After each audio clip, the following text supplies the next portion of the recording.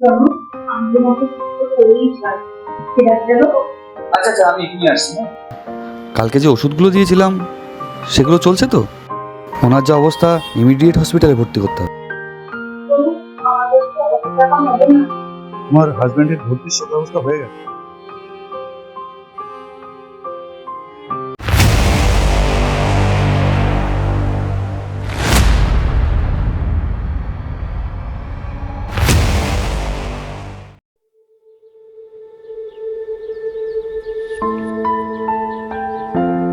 Hello, বাদ দাও। আমার জীবনে যা কেন? আমি তোমাকে তো করেই ছাড়। তার জন্য যত টাকাই পরিশোধ না কেন ঠিকঠাক চেষ্টা করতে পারি। তুমি আর একটা কথা বলবে না? আমি একটু ডাক্তারের সাথে কথা বলবো।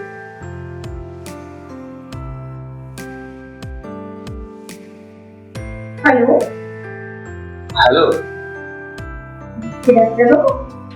ও সোনালি, হ্যাঁ, হ্যাঁ বলো। আসলে আমার হাজবেন্ড পছন্দ করেছে আমাদের বাড়িতে আবার আসতে পারবেন? আচ্ছা আচ্ছা, আমি এখনই আসছি। আমি এক্ষুনি চলে আসছি। আচ্ছা ঠিক আছে। আজ হালকা এবার মাঠে এসছি।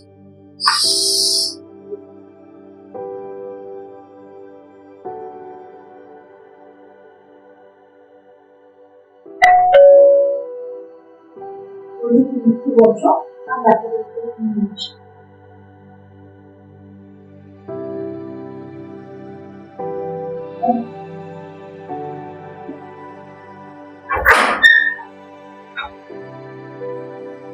আপনি দেখতে পাবেন। হ্যাঁ চলুন।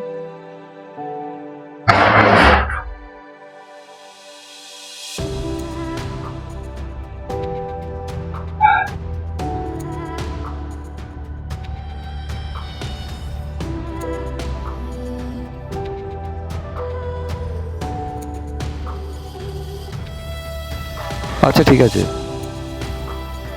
কালকে যে ওষুধগুলো দিয়েছিলাম সেগুলো চলছে তো?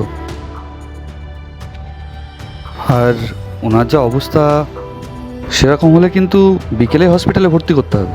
আমি ওষুধ লিখে দিচ্ছি, ওনার যা অবস্থা ইমিডিয়েট হসপিটালে ভর্তি করতে হবে।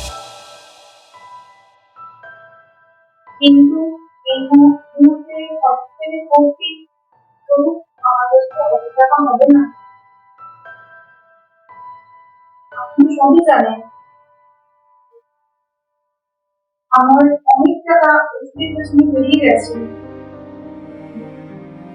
আপনি একটু বোঝার চেষ্টা করুন না, যদি কোনোভাবে মানে কম বয়সে ম্যানেজ করা যায়। আচ্ছা ঠিক আছে, আমি দেখছি। সেরকম হলে আপনাকে কিন্তু বিকেলের মধ্যে হসপিটালে ভর্তি করতে হবে, এটা মাথায় রাখবেন। আর আমি চেম্বারে যেয়ে হসপিটালের সাথে কথা বলে আমি সন্ধ্যায় তোমাকে ফোন করছি, ঠিক আছে? আমি এখন আসি।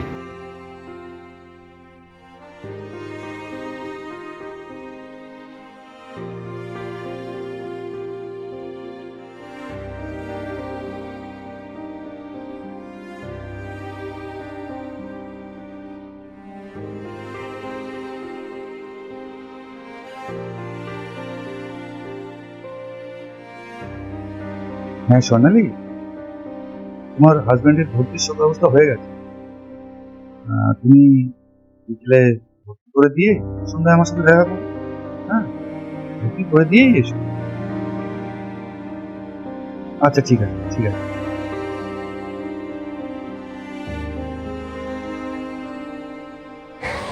ডাক্তারবাবু, আসতে পারি? আরে স্বর্ণালী, এসো এসো, তোমার জন্যই তো অপেক্ষা করছি। এসো।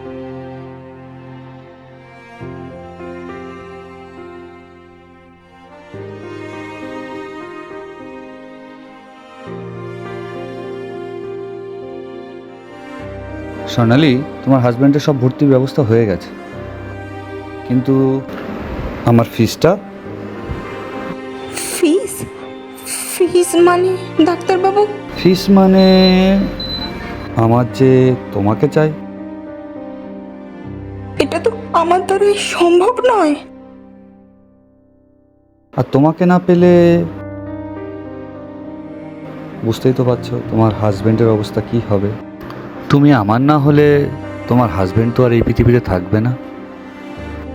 ডাক্তারবাবু,